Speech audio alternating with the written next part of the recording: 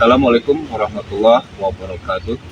Yang terhormat dosen pembimbing PPJ, yang terhormat dosen penguji PPJ, dan yang terhormat seluruh panitia PPJ 43 tahun 2020. Perkenalkan, nama saya Abdul Hadi NIM 25 10 41 84 467 di LPTK Win Raden Patah, Palembang. Pada hari ini, Sabtu, tanggal 11 Oktober 2025, saya mempersembahkan praktek pembelajaran SKI dengan tema Peran Umat Islam Masa Penjajahan dan Kemerdekaan pada masa Kiai Haji Hashim Asy'ari. Selamat menyaksikan.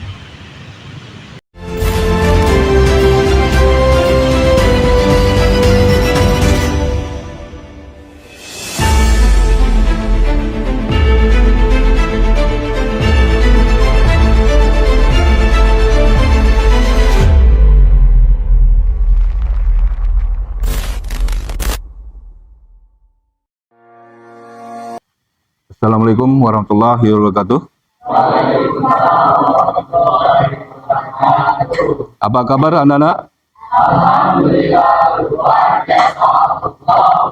Iya, terima kasih.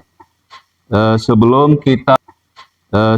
kita belajar atau masuk materi, marilah kita berdoa dulu. Maka Bapak suruh untuk ketua kelas memimpin doanya. Silakan ketua kelas untuk doa. Teman-teman, sebelum kita belajar, mari kita berdoa. Berdoa mulai.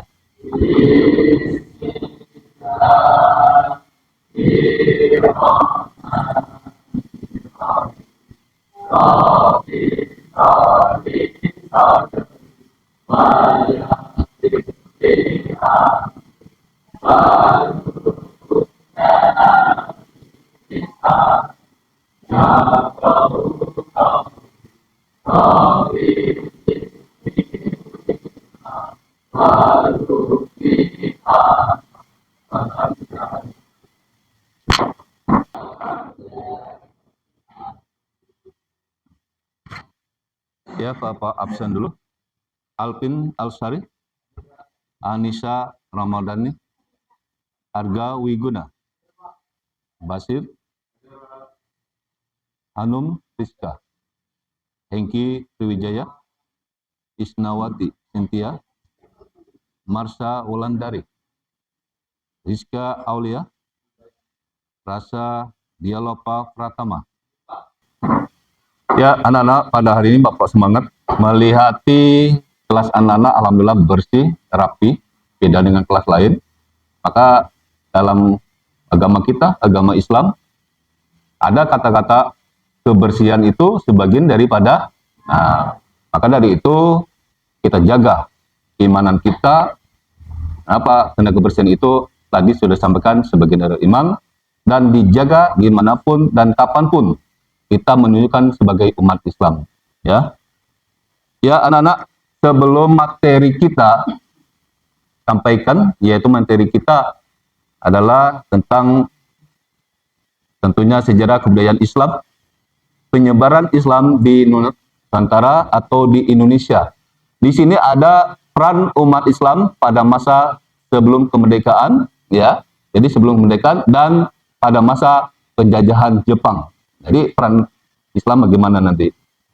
Untuk itu, sebelum kita melanjuti materi ini, Bapak ingin bertanya kepada anak-anak, mungkin berapa orang anak-anak ini paham ya dalam permasalahan kita ini. Ya anak-anak, untuk pertanyaan ini, bagaimana peran umat Islam ya ketika dijajah Jepang? Silakan, ada yang bisa? Iya, silakan. Arga Wiguna. Assalamualaikum warahmatullahi wabarakatuh. Baiklah, saya akan menjawab pertanyaan yang ditanyakan Bapak tadi tentang peran umat Islam di Indonesia pada masa penjajahan Jepang.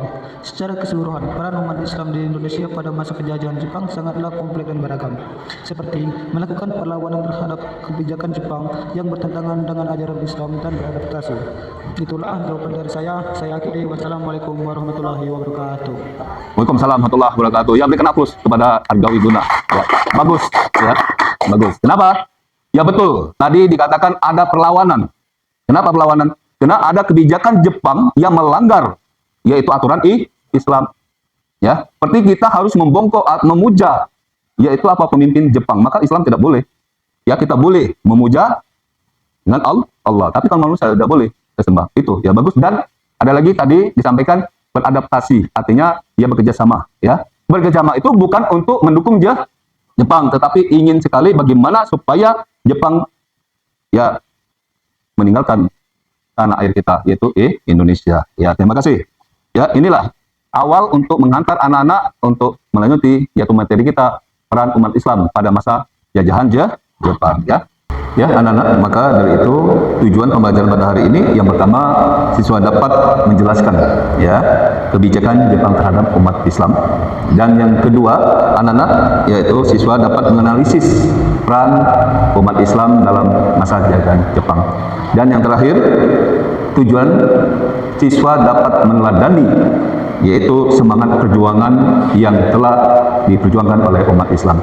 Itulah tujuan pembelajaran pada hari ini.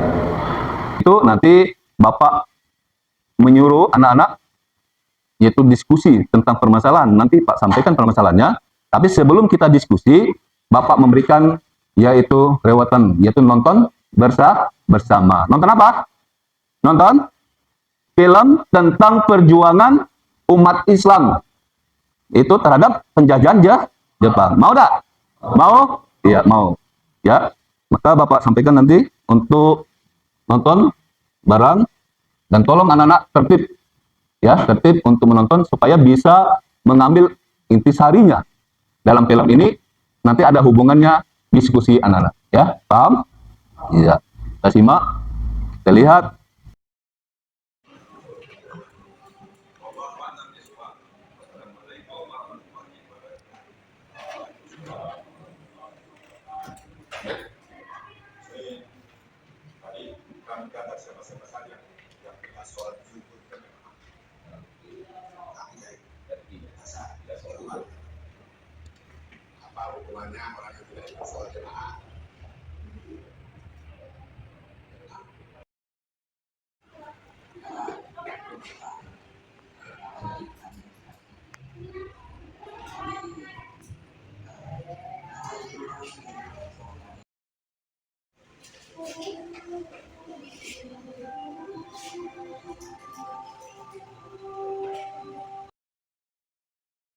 Tanahnya subur, rakyatnya banyak, tapi malah menjadi Ya, itu kita sudah menonton bersama tadi.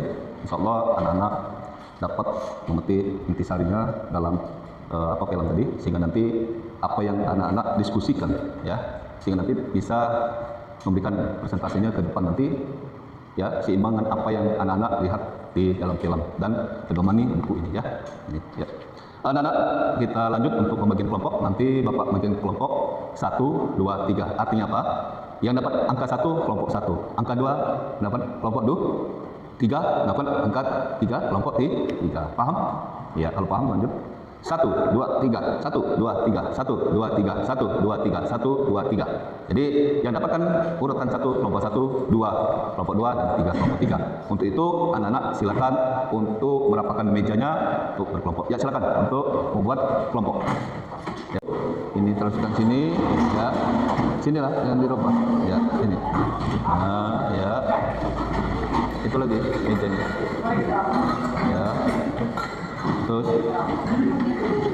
nah, tarik lagi mejanya. Tarik lagi mejanya. 4 halaman 74 sampai 80. Ya, silakan buka. Di situ materinya penyebaran Islam di Indonesia dan peran umat Islam pada masa penjajahan Jepang. Temu enggak? Sudah. Bab 4 halaman 74 sampai 80 ya kalau temu. Untuk kelompok 1 dapat bagian permasalahannya apa tujuan Jepang memberikan ruang bagi umat Islam. Mana kelompok 1 ini didiskusikan dengan teman-teman. Dan kelompok 2 mana kelompok 2 ini kelompok 2 mendapatkan permasalahannya bagaimana tokoh Islam dan organisasi Islam memanfaatkan kesempatan dalam penjajahan Jepang. Diskusikan. Kalau bisa buku di mana? Coba buku, keluarkan buku tulisnya. Ya. Kelompok 3 permasalahannya apa peran umat Islam membantu proses kemerdekaan. Ya, ini kelompok 3. Bukunya keluarkan buku tulisnya. Ya, untuk ini. Sudah paham belum? Apa permasalahannya? Kelompok 1 apa permasalahan tadi? Ya, kelompok 2 apa permasalahannya? Ya, kelompok 3 apa permasalahannya? Iya, nanti sudah diskusi, sudah semua ada kesimpulan nanti Pak minta 1 perwakilan atau seluruhnya nanti tampil di sini. Seluruhnya ya? Iya, seluruhnya tampil tapi 1 yang untuk juru bicaranya 1 orang. Ya nanti presentasikan hasil diskusinya ya. Untuk itu silakan anak-anak untuk melanjutkan diskusinya. Ya, silakan.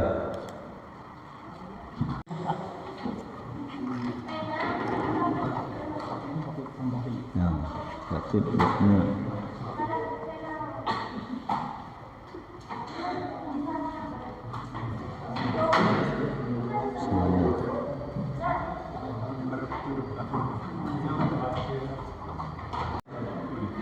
Nah, betul. Lihat situ kok. Warahmatullahi wabarakatuh. Perkenalkan, nama saya Piko Gustian. Saya perwakilan dari kelompok 1 akan menjelaskan hasil diskusi dari apa tujuan Jepang memberikan ruang bagi umat Islam. Tujuan Jepang memberikan ruang bagi umat Islam di Indonesia pada masa pendudukan 1942 sampai 1945 bukanlah semata-mata karena menghormati umat Islam, melainkan lebih bersifat politik dan strategi perang. Beberapa tujuan utamanya yaitu 1. Mencari simpati dan dukungan umat Islam. Jepang menyadari bahwa umat Islam adalah mayoritas penduduk Indonesia. Dengan memberi ruang, misalnya memperbolehkan dakwah, membentuk organisasi, dan mendukung kegiatan ulama, Jepang berharap umat Islam mau bekerja sama. 2. Mengalihkan loyalitas dari Belanda ke Jepang. Jepang ingin memutuskan pengaruh Belanda dan Barat, sehingga memberi kesan seakan-akan mereka lebih dekat dengan agama dan tradisi Islam dibandingkan penjajah sebelumnya. 3. Memanfaatkan ulama dan santri untuk propaganda perang. Jepang butuh dukungan massa dalam Perang Asia Timur Raya.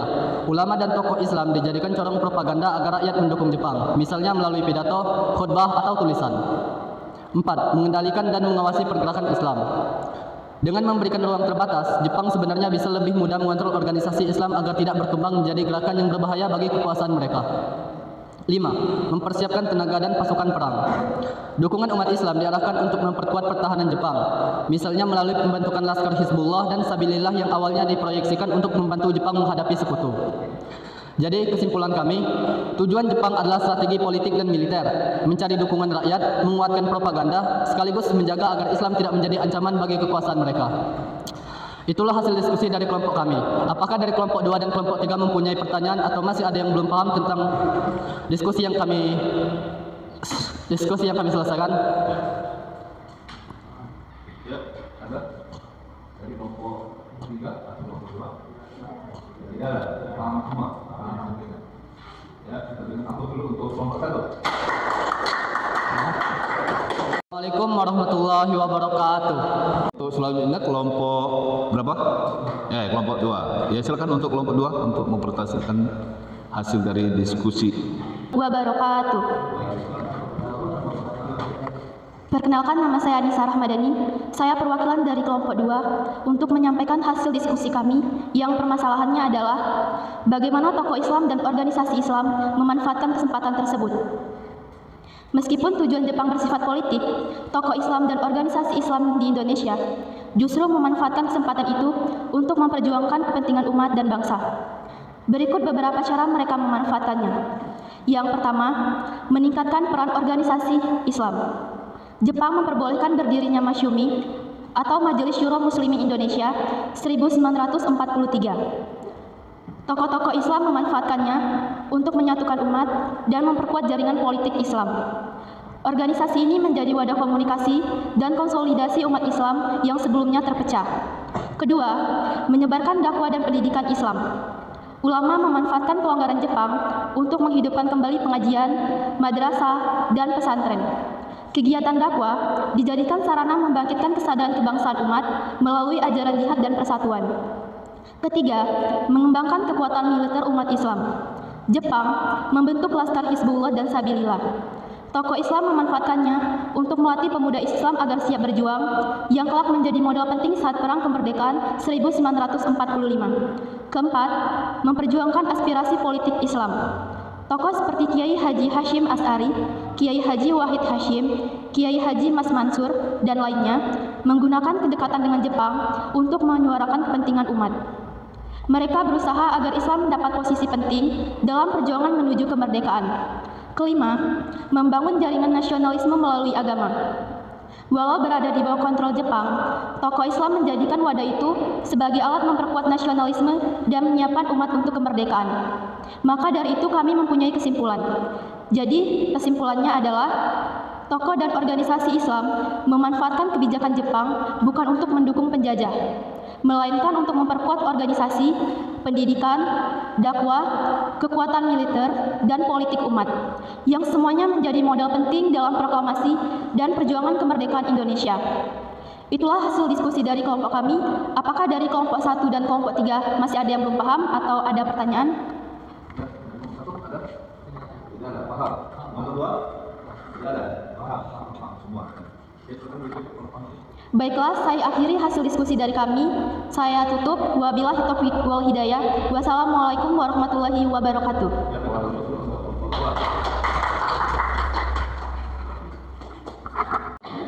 Ya, tadi kelompok 2 ya. Lanjut kelompok 3. Nah, ayo yang kelompok 3. Tadi cowok, cewek menyampaikan, ini cowok. Ya, giliran ya. Ya, silakan kelompok 3 untuk menyampaikan hasil diskusinya. Nah, ini ceweknya satu ini.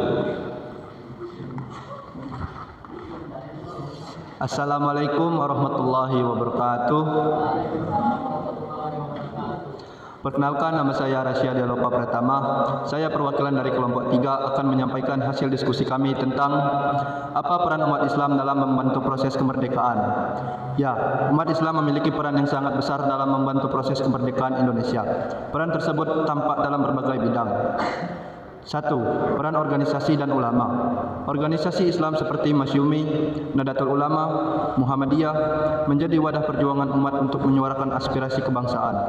Ulama besar seperti Kiai Haji Hashim Asy'ari, Kiai Haji Wahid Hashim, Kiai Haji Agus Salim, Kiai Haji Mas Mansur, dan lainnya berperan aktif menggerakkan rakyat untuk melawan penjajahan. 2. Perjuangan militer dan Laskar Islam. Dibentuknya Laskar Hizbullah dan Sabilillah yang berisi pemuda-pemuda Islam dilatih militer oleh Jepang, tetapi kemudian diarahkan untuk berjuang mempertahankan kemerdekaan. Pasukan ini banyak terlibat dalam pertempuran pasca proklamasi, misalnya dalam pertempuran Surabaya 10 November 1945. 3. Dakwah dan pendidikan. Melalui pesantren, madrasah, dan mimbar dakwah, ulama menanamkan semangat jihad, cinta tanah air, dan persatuan kepada umat Islam. Hal ini memperkuat kesadaran nasional dan kesiapan rakyat menyongsong kemerdekaan. 4. Peran politik. Tokoh Islam ikut aktif dalam BPU PKI dan PPKI, lembaga yang merumuskan dasar negara dan mempersiapkan proklamasi. Umat Islam juga memperjuangkan Piagam Jakarta yang mencerminkan aspirasi politik Islam dalam dasar negara. 5. Mobilisasi massa. Seruan jihad dan fatwa ulama berhasil menggerakkan rakyat secara masif untuk berpartisipasi dalam perjuangan fisik melawan penjajah.